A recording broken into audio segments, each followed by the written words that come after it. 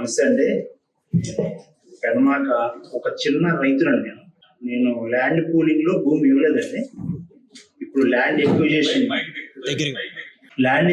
Notification ఇచ్చారండి. అది గత సుమారు 10-15 సంవత్సరాల నుంచి భూమి ఇవ్వకుండా అలా ఆపుకొని వచ్చామండి. అది ఇప్పుడు ల్యాండ్ ఎక్విజిషన్ కింద నోటిఫికేషన్ ఇచ్చారు. దాని గురించి ఈ 15 రోజుల నుంచి కూడా నిద్ర లేదు, అన్నం కూడా సహించట్లేదండి. పోతే విషయం ఏంటంటే ల్యాండ్ పూలింగ్కి మేము భూమి ఇవ్వలేదండి. ఎందుకంటే ల్యాండ్ పూలింగ్ ఇచ్చిన వాళ్ళకి కనీసం ఇంతవరకు ఫ్లాట్లు ఎక్కడో కూడా విషయం తెలియదు, ఎక్కడో కూడా ఇవ్వలేదు. కనీసం మా ఊర్లో బౌండరీ రాయి కూడా పెట్టలేదు సార్. దాని గురించి మేము ల్యాండ్ పూలింగ్కి ఇవ్వదలుచుకోక సుమారుగా 300-400 ఎకరం అలా ఉండిపోయాము. ఇప్పుడు గవర్నమెంట్ వచ్చేటప్పటికి ల్యాండ్ ఎక్విజిషన్ అని చెప్పేసి ఓ రకంగా చెప్పాలంటే గొంతు మీద కత్తి పెట్టేసి మీ భూమి తీసుకుంటామని చెప్పేసి రకరకాల ఇబ్బందులు, అది చెప్పుకోలేని ఇబ్బందులు. ఒక రకంగా జరిగిన విషయం ఏంటంటే గవర్నమెంట్ ఆఫీస్లో పనిచేసే అతనికి మీరు భూమి అయిపోతే అతన్ని సంథింగ్ దాన్ని ఆపారు, అంటే జీతం కాదు సార్, ఆయన పోస్ట్ లో నుంచి ఆపారు. అంటే మళ్ళీ పూలింగ్ ఇచ్చేసి మళ్ళీ లైన్ లో తీసుకొచ్చారు. అలా చెప్పుకోలేని విషయంగా జరుగుతున్నారు. మా పెన్మాకలో వచ్చేటప్పటికి వాగు వెడల్పు ఒక 200 ఎకరాలు రిజర్వాయర్ అని చెప్పేసి తీశారు సార్. ఈ 2 తప్పితే గవర్నమెంట్ కి సంబంధించిన ఎటువంటిది కూడా ఒకటి లేదండి. వాళ్ళు మేము రోడ్డు కింద వరకే తీసుకున్నాం అని చెప్పేసి ఒక్కొక్కటి అలా 4-3 పెన్మాకు వచ్చేటప్పుడు 3 ఎక్విజిషన్ నోటిఫికేషన్ ఇచ్చారండి. వాగు వెడల్పు ఒకటి, రిజర్వాయర్ ఒకటి, రోడ్లు అని చెప్పేసి ఇలా సపరేట్ గా ఇచ్చారండి. ఏ వ్యక్తి దగ్గరికి వెళ్ళినా కూడా, ఎవరి దగ్గరికి వెళ్ళినా కూడా కొత్త వాళ్ళు మమ్మల్ని ఏమంటున్నారంటే రోడ్డు కింద ఇచ్చిందే కదా, ఇచ్చేసుకోవచ్చు కదా అనే విధంగానే చెప్తున్నారు. అంటే మమ్మల్ని నీరుగార్చే విధంగానే చెప్తున్నారు. కానీ ఎవరికి కూడా మాకు ధైర్యం చెప్పే వ్యక్తులు ఎవరు కనపడలేదు. దగ్గర చాలా మందిని కలిసినా కూడా ఎవరికాళ్ళు ఎందుకులేండి అనే విధంగానే మాట్లాడుతున్నారు. కాకపోతే మీ భూమి అంటే పండించే భూమి మీద రైతుకి మొక్కు ఉంటుందండి. అది నేను దాన్ని మీకు వివరంగా చెప్పలేను. నేను ఆ బంధాన్ని మేము విడవి తీసుకోలేక ఇన్నాళ్ళు కూడా ఇన్ని సమస్యలు పెట్టినా కూడా మేము దాన్ని అలా నిలబెట్టుకుంటూ వచ్చాం. దాన్ని ఇవాళ రోజున ఎక్విజిషన్ అనేటప్పటికి వాస్తవంగా ఆ భూమి నుంచి తీసుకునేటప్పటికి ఆ బంధం అలాంటి సార్, చెప్పుకోలేని విధంగా ఉన్నాం. అది మేము సంపాదించింది కూడా కాదు సార్, అది తాతల నాటి సంపాదించింది ఆస్తి. అమ్ముకోవాలన్న వాడు మీరు అనుకుంటారు 5 కోట్లు ఉంది కదా, 6 కోట్లు ఉంది కదా అమ్ముకోవాలని. అమ్ముకోవడం, డబ్బు తీసుకోవడం కాదు సార్. అది ఆ బంధం వదిలికెళ్ళిపోతున్నాం. దాన్ని అది గవర్నమెంట్ మమ్మల్ని అర్థం చేసుకోవడం పోతుందో ఏం అర్థం కావట్లేదు సార్. మా పెన్మాక్ విషయంలో ఏదైనా మంచి పని చేయాలంటే ఫస్ట్ ముందుంటారు సార్. ఈ మధ్యన జరిగిన మా స్కూల్లో ఒక ఆడిటోరియం లా కట్టుకున్నామండి. అది కూడా ఒక దాత ద్వారా కట్టుకున్నామండి. ఇంకోటి వచ్చేప్పటికి మాది కాలేజీ ఉందండి.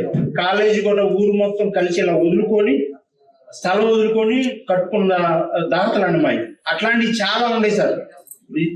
మీరు కళ్ళ ముందర ఒక్కసారి పెన్మాక్ శ్మశానం చూడండి, అదంతా దాతలతో డబ్బులతో అంతా బోగు చేసి చేసుకున్న విధానం అండి. ఏదైనా మంచి పనికి ముందుండే వ్యక్తులు ఈ రోజు పొలం లేదంటే గవర్నమెంట్ ఆలోచనట్లా, ఎందుకు ఇవ్వలేదు వీళ్ళు, ఎందుకు చేయలేదు అనే ఆలోచన కూడా రావట్లేదు సార్. దయచేసి అసలు సమస్య నేను నా నోట్లో నుంచి వచ్చినా రాలేదు తెలియదు, కానీ అర్థం కావట్లేదు సార్. చెప్పడానికి కూడా అన్ని బాధలు పెడుతున్నారు సార్. ఇంటికి వెళ్తే ఇంటి దగ్గర అరే ఎందుకురా స్వామి వదిలేరా బాబు, అది ఇచ్చేసుకోరా, నువ్వు తిరిగి ఇవన్నీ తిరుగుతావు ఎందుకురా బాబు అని ఇదే తిడతావు. కనపడ్డ వాళ్ళ దగ్గరికి వెళ్తున్నాం సార్, ఇది పరిస్థితి అంటే మా మక్కువ వాళ్ళకి తెలియట్లా, అంటే మా బంధం తెలియట్లా. కూలింగ్ ఇచ్చేసుకోవచ్చు కదా, స్థలం వస్తుంది అని చెప్పేసే విధంగానే చెప్తున్నారు. కానీ ప్రతిది కూడా మేము ఉండం, మీ మేము ఉన్నాం అనే విధంగా ఎవరు రావట్లా. మాకు అసలు ధైర్యం చెప్పట్లా. పోయిన గవర్నమెంట్ లో వచ్చేటప్పటికి మేము ప్రశాంతంగా ఉన్నామండి. రేటు లేదు అనే బాధ ఒకటి తప్పితే మేము ప్రశాంతంగా ఉన్నాడు, మా పొలం మేము పండించుకున్నామండి, ప్రశాంతంగా ఉన్నామండి. అంత క్రితం సంవత్సరం పైన మా గవర్నమెంట్ లో కూడా అప్లికేషన్ నోటిఫికేషన్ ఇచ్చారండి. దాన్ని చేసుకుంటూ వచ్చాం. కోర్టుకి వెళ్ళి ఫైట్ చేసాం. ఫైట్ చేయడం వలన అది స్టే లాగా వచ్చింది. దాన్ని ఆగింది అది అంతవరకు. అక్కడి నుంచి ఒక 5 సంవత్సరాలు ప్రశాంతంగా ఉన్నామండి. మళ్ళీ మొదలైంది సార్. దీంట్లో కూడా సుమారుగా ఒక 600 ఎకరం మిగిలింది. ఒక 300 ఎకరం వ్యక్తులు మాత్రం ఇలాగే భయపడిపోయి అది ఆ సమస్య ఈ సమస్యలు క్రియేట్ చేయటం వలన ఇచ్చేసారండి. ప్రస్తుతానికి 300 ఎకరం మాత్రమే ఉంది. అది 300 ఎకరంలో కూడా ప్రతి రైతు దాంట్లో కూడా రోడ్ అను లేదా రిజర్వాయర్ అను ప్లస్ ఏదో మళ్ళీ ప్లాట్కి సంబంధించిన రోడ్లను ఏదో నోటిఫికేషన్ ఇచ్చేసారండి. ఎవరికి అర్థం కాని విధంగా ప్రస్తుతానికి సతమతమైపోయి ఉన్నామండి. మా బాధ ఉన్న వ్యక్తులకు చెప్దామని చెప్పేసి ఏదన్నా మీ వెనకాల మేము ఉన్నాం, కొద్దిగా ఉండండి, ఆగండి అనే విధంగా ఉంటారన్న ఉద్దేశంతో మాత్రం వచ్చి కలవటానికి వచ్చామండి. మా బాధ మీకు చెప్దామన్న ఉద్దేశంతోనే మీ దగ్గరికి వచ్చాము. నేషనల్ హైవే కాదండి, అనంతపురం టు లేకపోతే వెస్ట్ బెంగాల్ అట్లా కాదు సార్. 30 కిలోమీటర్ల రోడ్లు, కిలోమీటర్ ఒక రోడ్డు, మొత్తం 30 రోడ్లు వేస్తున్నారు సార్. 30 రోడ్లకి ఆటోమేటిక్ ఏదో మేము రోడ్డుకి నేషనల్ హైవేకి మేము అడ్డం పట్టలేదు. మరి ఇంటర్నల్ రోడ్లు సార్, అవి ఇంటర్నల్ రోడ్లకి మేము ఇప్పుడు 12 సంవత్సరాలు అవుతుంది సార్. 2015లో కూలింగ్ ఇచ్చారు. వాళ్ళకి ఇంతవరకు ఒక ప్లాట్ ఇప్పుడు 1 ఎకరం ఇస్తే 1450 గేళ్ళు ఇచ్చారు. ఆ పేపర్ మీద తప్పితే ఫిజికల్ గా అతను ఆ రైతు ఆ పొలంలోకి వెళ్ళలేడు. రోడ్లు మాత్రం రిజర్వాయర్ సుందరీకరణ ఏంటో మరి. ఓకే, అర్థమైంది. నిజంగా ఇది వింటుంటే నాకు చాలా బాధగా అనిపిస్తా ఉంది. ఎందుకంటే ఇదే బాధ కరేడులో కూడా చూశాను నేను. ఇదే బాధ, రైతుల కంట్లో నుంచి నీళ్లు. అందుకే రైతు కంట నీరు ఈ ప్రభుత్వానికి నిజంగా మంచిది కాదని చెప్పేసి ఒక సామాజికవేత్తగా, ఒక పర్యావరణాన్ని కాంక్షించే వ్యక్తిగా నేను ఈ ప్రభుత్వాన్ని చెప్తున్నాను. చాలా బాధగా ఉంది. అందుకనే చూడండి ఎలాగ ఇచ్చారు పేపర్ స్టేట్మెంట్. మీరే చూడండి, 2 నెలలు గడువు ఇస్తున్నారు.